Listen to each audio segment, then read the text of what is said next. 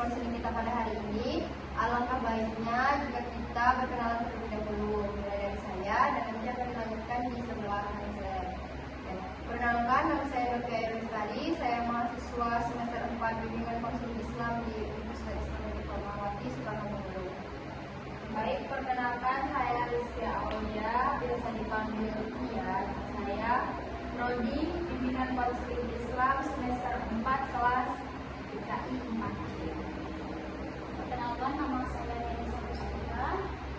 Saya mahasiswa semester 4 Prodi DKI 4B.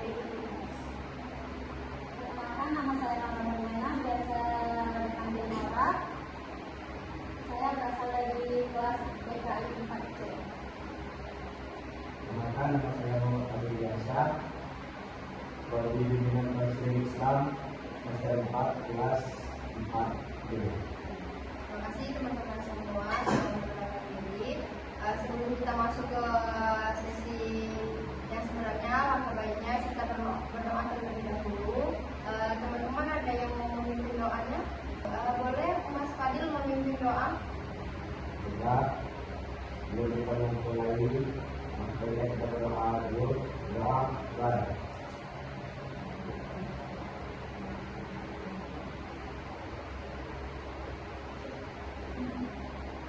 Mohon besar. Terima kasih Mas Fadil sudah memimpin doanya. Teman-teman semua di sini sudah pernah mengikuti konseling kelompok sebelumnya atau belum? Belum. Nah, jadi teman-teman belum tahu ya apa itu konseling kelompok. Jadi saya akan menjelaskan sedikit apa itu konseling kelompok. Jadi konseling kelompok adalah bantuan yang diberikan oleh konselor atau guru BK kepada siswa-siswi atau mahasiswanya yang sedang mengalami suatu permasalahan. Singkatnya seperti yang sedang kita lakukan pada saat ini, di mana saya sebagai PK atau pemimpin kelompoknya dan teman-teman semua sebagai konseli atau kliennya. Bagaimana teman-teman semua, sudah paham atau masih ada yang ingin ditanyakan? Sudah paham. Teman-teman semua sudah paham ya apa itu konseling kelompok. Jadi tujuan dari kegiatan kita pada hari ini adalah terselesaikannya permasalahan yang dialami oleh teman-teman semua. Tapi nanti kita akan hanya membahas satu permasalahan dari teman-teman semua yang memang harus segera diselesaikan. Di sini teman-teman diminta untuk menjaga kerahasiaan dari apa yang telah kita bahas pada sesi kali ini, dan teman-teman juga diminta untuk secara sukarela dan terbuka menyampaikan permasalahan yang teman-teman sedang pikirkan dan rasakan. Untuk estimasi waktu kegiatan kita di 25 menit. Baik teman-teman, itulah tadi kontrak untuk kegiatan kita pada hari ini. Teman-teman yang mau menyampaikan permasalahannya terlebih dahulu, boleh? Siapa yang mau menyampaikan permasalahannya? Saya. Boleh? Baik, saya ingin sedikit bercerita. Akhir-akhir ini saya merasa saya itu tidak terkontrol dan susah memanage uang yang dikasih orang tua saya kepada saya. Entah itu misalnya saya ingin membeli sesuatu, pas sudah terbeli itu sebenarnya itu antara penting dan tidak penting. Nanti itu timbulnya rasa penyesalan karena andai saja saya tidak membeli ini, pasti saya bisa menggunakannya untuk hal yang lain. Cuman itu aja sih. Jadi Mbak Tia memiliki permasalahan di bagian memanage keuangan pada hari ini. Ya. Boleh selanjutnya siapa lagi teman-teman yang mau menyampaikan apa yang dirasakannya belakangan ini? Ya. Saya memiliki permasalahan dengan diri saya pribadi, seperti menunda-nunda pekerjaan. Jadi saya itu sering sekali menunda-nunda pekerjaan.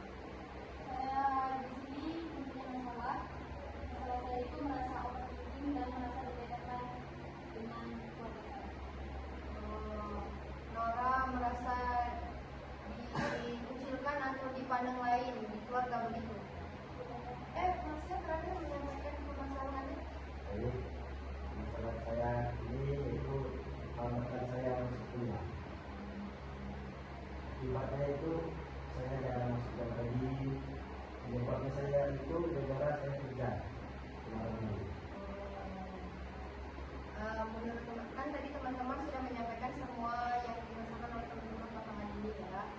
Jadi permasalahan siapa yang akan kita bahas pada sesi konseling kita pada hari ini? Sebelum membahas tentang permasalahan yang lain, biar Mbak Nora tidak merasa terkecilkan, biar dia ada semangat dalam menjalani kehidupannya yang merasa dibedai. Bagaimana teman-teman? Setuju juga dengan pendapat Kia atau bagaimana? Saya setuju. Oke, kita akan membahas permasalahan yang dirasakan oleh Mbak Nora ya. Boleh Mbak Nora menyampaikan lebih detail lagi permasalahan yang sebenarnya Mbak Nora alami? Permasalahan ini saya berawal dari saya masuk SMK. Saya rasanya karena saya kan memilih sekolah di satu kota Bengkulu, tapi karena kedua orang tidak merestui, jadinya disekolahkan di Tahu Keluarga. Nah setelah itu saya tuh tamat kan SMK, terus saya ingin langsung lanjut ke kuliah, tapi kata orang tua lebih baik berhenti dulu karena kakak kuliah. Nah aku dirasa bandingkan di sini, kenapa kakak bisa langsung kuliah sedangkan saya tidak gitu. Nah contohnya juga di adekku juga kan baru lulus SMK kan. Nah dia minta ke orang tua dia ini langsung bisa kuliah, sedangkan saya kenapa tidak gitu. Jadi saya mikirnya, oh saya dibedakan karena adekku sama kakakku langsung kuliah sedangkan saya tidak bisa tahun. Kenapa kalau saya dengan alasan kemarin kan kakak masih kuliah? Apa kalau dengan adekku? Kan dua orang dong kakaknya kuliah gitu. Kok bisa gitu? Kalau masalah ekonomi, ya ekonomi aku lihat gitu-gitu aja juga kan, nggak ada penurunan atau peningkatan, masih di stop di situ aja. Jadi di situ saya merasa dibedakan. Bagaimana teman-teman, ada yang ingin menyampaikan atau bertanya kepada Mbak Nora? Saya ingin bertanya, apakah ada faktor lain yang mempengaruhi Mbak Nora ini belum disuruh langsung kuliah, atau karena Mbak ini pernah melakukan kesalahan atau gimana gitu? Mungkin ada ya, berawal dari SMP dulu. Di SMP dulu saya merasa kalau saya itu sangat-sangat nakal ya, karena setiap sekolah itu sering bolos. Nah di sini karena kan sama bapak gitu, hidupnya sama nenek, jadi bersama nenek ini kan terserah kita mau ngapain, mau sekolah mau enggak, itu terserah. Aku bilangnya kalau aku tuh butuh orang yang melindungi aku, butuh yang mengarahkan gitu ya. Nah terus tuh jadi jarang sekolah kan. Nah jarang sekolah di sini saya bukan di rumah aja, melainkan saya main. Dan banyak kadang tuh tetangga itu ngomongnya, oh nanti bakal dua nikah nih dari kakaknya gitu. Sedang lagi juga kakakku lumayan pintar dari SD sampai SMA, dia berprestasi, sedangkan saya cuma menengah gitu ya. Adik saya juga lumayan pintar dengan saya. Terus kalau apa-apa tuh lebih didahulukan sama adik saya dibanding saya. Di sini mau tanya Mbak, apakah Mbak pernah mencoba untuk mendiskusikan kepada kedua orang tua Mbak tentang permasalahan perkuliahan Mbak ini ya? Saya sudah pernah mencoba dan sudah pernah meminta pada orang tua kalau saya itu mau kuliah, karena kan saya dari SMP kan tadi nakal. Nah alhamdulillahnya ya di zaman SMK dulu, pas SMK dulu saya itu nggak pernah keluar kamar, jarang banget bisa dibilang. Dikarenakan teman SMP kan udah beda dengan teman SMA. Teman SMA kan nggak selalu mau jalan gitu, masih tergantung dengan kawan tadi. Sedangkan teman SMP tadi masih labil pikirannya, mau kesana kesini, mau kalau cowok sini situ pokoknya gitu ya. Terus kalau masalah ngomong tadi itu udah ngomong ke orang tua, ngomong baik-baik sudah, tetapi alasannya masih tetap sama, kalau uang belum ada karena kakak masih kuliah. Berarti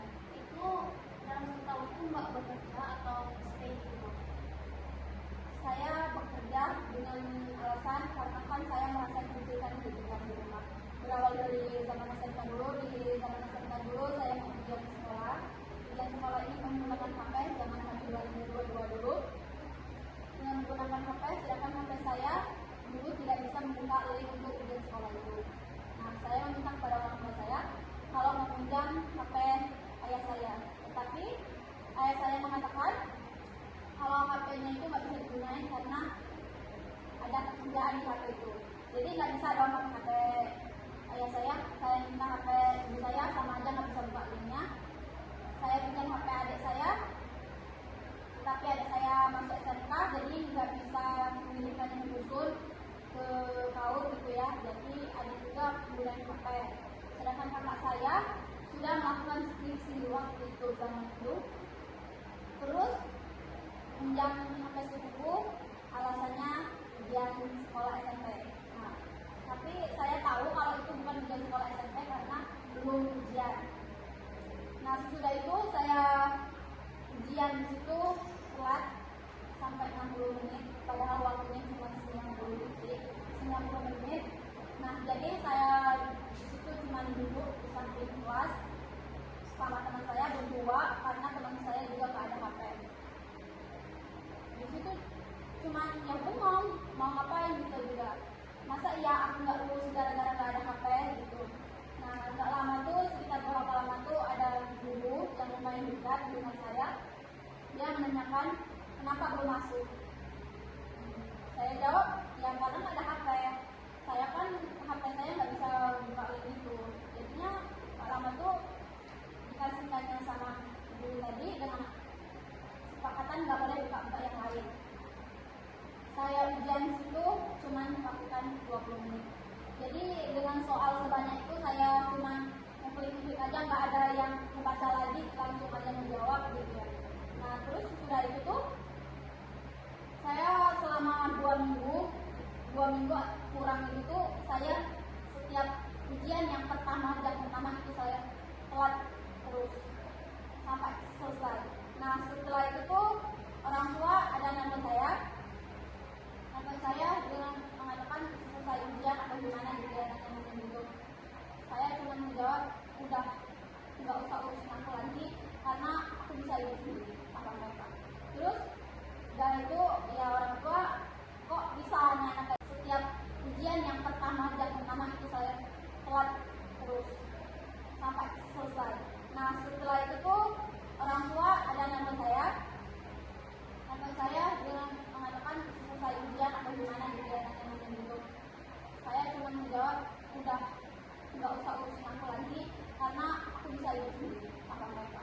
Terus dan itu ya orang tua kok bisa hanya kayak gini gitu ya, merasa kayak gitu. Nah, nggak lama tuh guru saya itu tuh menasehati saya kalau orang tua tuh nggak ada yang jahat pada anaknya, tapi kendala itu tadi ekonominya gimana gitu kan. Nah, terus tuh saya nggak bisa terima Pak, karena masa iya cuma gara-gara HP aku nggak lulus gitu ya. Telat ini lama loh, 60 menit ini cuma berapa menit aku ngerjain tugas ini. Nah, sesudah itu tuh disuruh pulang sama ibu ke rumah, aku nggak mau pulang selama 1 bulan. Jadinya aku nggak pulang ke rumah, dibujuk lagi pulang 2 hari atau 3 hari atau seminggu gitu ya, langsung minta izin kerja di tempat magang dahulu. Nah, beruntungnya tempat magang ini ibunya tuh, bosnya tuh menganggap aku anaknya karena anaknya itu meninggal dalam posisi kanker payudara. Terus postur badannya mirip sama saya, jadi dia merasa oh ini saya gitu. Jadi selama 8 bulan saya tuh nggak pulang-pulang. Komunikasi ada, cuman sama ibu dia nanyain kabar, cuman kayak gitu aja. Cuman jenguk aku cuma 1 kali selama di situ. Dan itu sakit 2 mingguan pulang. Terus tuh karena ngeliat aku sakit terus, ibu bapak nih nanyain jadi mau kerja apa enggak. Di situ ditanyain jadi mau kerja apa enggak. Sesudah itu udah daftar kerja, udah tes, alhamdulillah lulus. Ternyata udah tes tadi disuruh operasi. Jadi makin nekat orang tua kalau nyuruh kerja lagi. Tapi hubungan mbak dan mbak itu baik sekali. Sangat baik Mbak. Tapi mereka tahu nggak kalau misalnya mbak tidak izin atau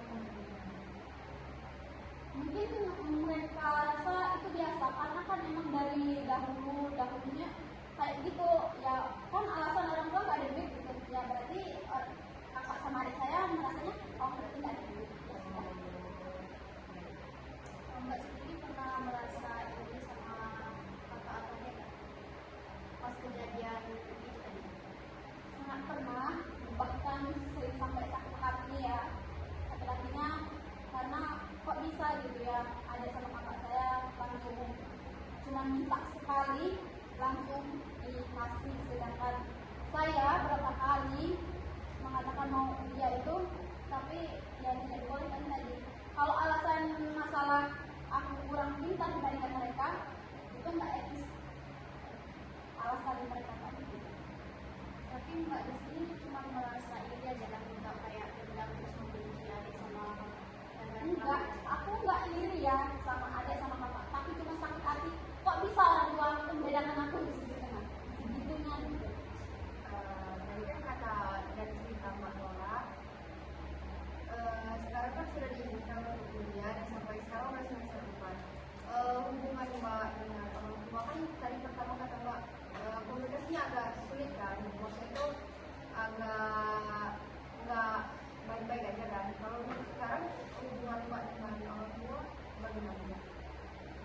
Hubungan sekarang membaik karena kemarin kan sempat operasi yang kedua, karena aku menjalani operasi yang kedua sampai koma 5 hari. Jadi orang tua merasanya nggak tahu ya, mulai berubahnya, saya merasanya mulai berubahnya setelah saya operasi. Kalau mereka tuh sayang loh sama aku, lebih care lagi sekarang, lebih sering nanya udah makan belum. Kalau dulu ya nggak pernah nanya udah makan belum, gimana keadaan sehat apa enggak gitu. Kalau sekarang lebih rajin gitu. Kalau boleh tahu Mbaknya sakit apa sampai operasi dulu? Yang pertama tuh sakit usus dulu, yang kedua tuh infeksi gara-gara operasi pertama, jadinya bolong. Baik Mbak, saya mau nanya, apakah dari masalah Mbak ini ada Mbak ceritakan sama orang lain apa sama sahabat Mbak lah? Ada, saya punya teman di SMK dulu. Kalau saya tuh merasa dibedakan kan, sering cerita ke teman saya, teman saya, tapi dia tuh udah nikah ya, sekarang tuh. Jadi aku ceritanya kalau orang tua aku tuh kayak gini kayak gini, jadi sampai sekarang pun masih sering cerita ke teman saya walaupun udah nikah. Kan tadi Mbak sudah menceritakan kayak Mbak mempunyai teman dekat gitu ya. Lalu pas Mbak cerita ini, respon teman Mbak itu gimana? Responnya baik, bahkan dia tuh bilangnya kalau bapak tuh sayang dia, tapi cuma nggak ada uang gitu. Dia cuma menguatkan aja gitu. Dia menjadi support Mbak ya. Ya, Yang awalnya merasa down gitu kan. dia dia kasih semangat. Dari penyampaian yang sudah Mbak sampaikan tadi, yang masalah yang Mbak alami, untuk sekarang bagaimana perasaan ibu Mbak ketika sudah diberikan kepercayaan atau sudah diberikan izin kepada orang tua Mbak untuk kuliah, untuk dulu dulu, maksudnya kan dari dulu Mbak tuh mau kuliah tapi ada hambatan tahun karena belum memiliki dana kata orang tua Mbak. Jadi sekarang perasaan Mbak bagaimana? Senang perasaan saya sudah hidup ini bisa seperti ini. Tapi kalau perasaan tentang yang kemarin-kemarin itu belum bisa dilupakan karena masih sering merasa sakit hati kepada orang tua. Kok bisa gitu? Nggak harus gitu. Tapi kalau untuk perasaan yang dimunculkan itu sudah tidak ada lagi atau masih ada lagi? Masih Sampai sekarang? Ya. Berarti sampai sekarang menurut Mbak Nora, orang tua Mbak Nora masih walaupun sedikit masih juga membedakan Mbak Nora dengan saudara-saudara Mbak Nora.